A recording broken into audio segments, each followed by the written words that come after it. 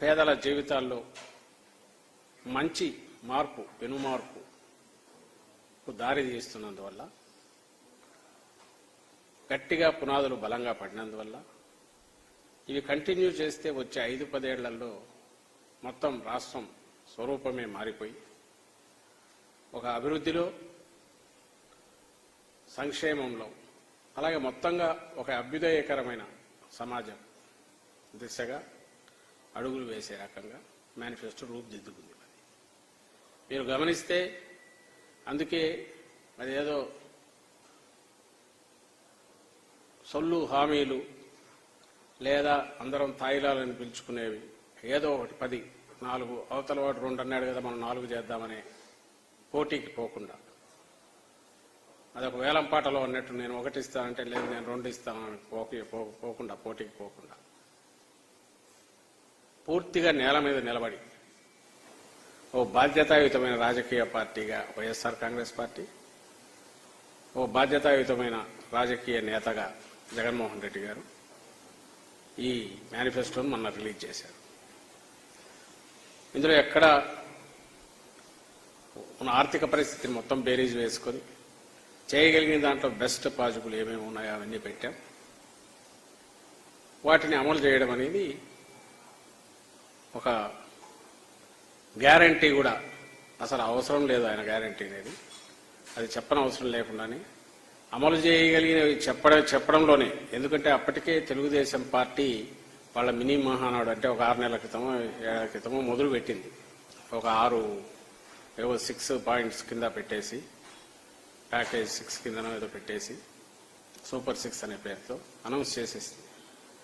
సహజంగానే అబద్ధం ఎప్పుడు అందంగా ఉంటుంది.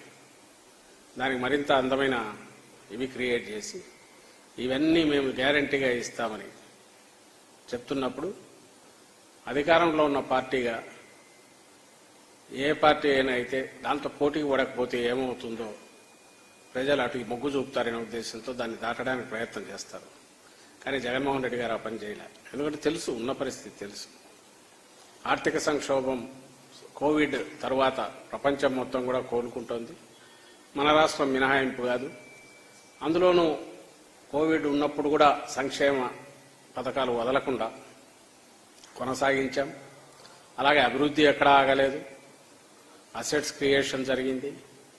మొత్తం రాష్ట్రంలో అన్ని పరిపాలనా సంస్కరణల దగ్గర నుంచి, అభివృద్ధి పథకాల దగ్గర నుంచి, ప్రాజెక్టుల దగ్గర నుంచి, కొత్త ప్రాజెక్టుల వరకు అన్నీ కూడా ఏది ఆగకుండా శరవేగంగా కొన్ని ముగిసే దశలో అవి ఫైనల్ స్టేజ్లోకి వచ్చాయి. అది కంటిన్యూ చేస్తూనే వస్తున్నాం. బహుశా ఇది ఇలాంటి అరుదైన దృశ్యం ఇక్కడ ఆంధ్రప్రదేశ్లో మాత్రమే కనిపిస్తుంది. ఇంకా చంద్రబాబుకు సంబంధించి ఆయన అబద్ధాలు కానీ, ఆయన తప్పుడు భాష్యాలు కానీ చెప్పుకుంటూ పోతే చాలా ఉంటాయి.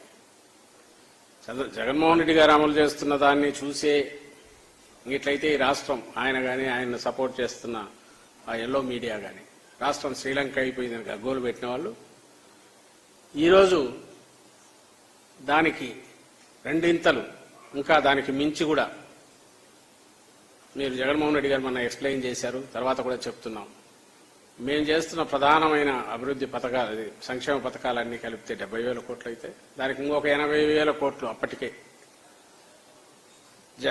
చంద్రబాబు నాయుడు గారు అనౌన్స్ చేసిన వాటిని అమలు చేస్తే స్పెండ్ చేయాల్సి వస్తుంది.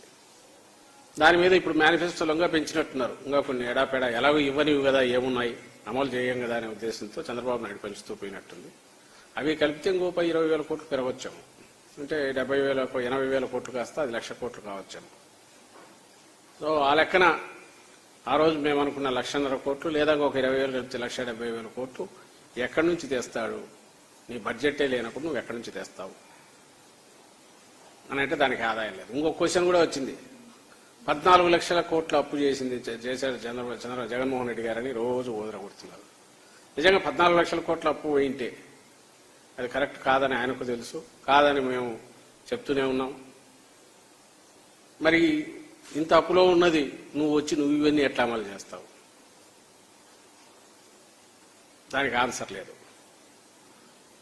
ఎలాగో అమలు చేసే ఆలోచన లేనప్పుడు ఏముందని నువ్వు ఎడాపెడా చెప్తూ పోయిన అబద్దాలు నమ్మి ఎవరైనా ఓటు వేస్తే ఆ తర్వాత ఆయన విశ్వరూపం ఎట్లుంటుంది, చంద్రబాబు పాలన ఎలా ఉంటుంది అనే వాటికి కూడా ఎక్కువ వెనక్కు తిరిగి చూడడం అవసరం లేకుండానే 14-19 మధ్య రాష్ట్రానికి 10 జన్మలు కూడా మర్చిపోలేనంత చేదు అనుభవం మిగిల్చారు చంద్రబాబు నాయుడు 14-19 మధ్య చూస్తే.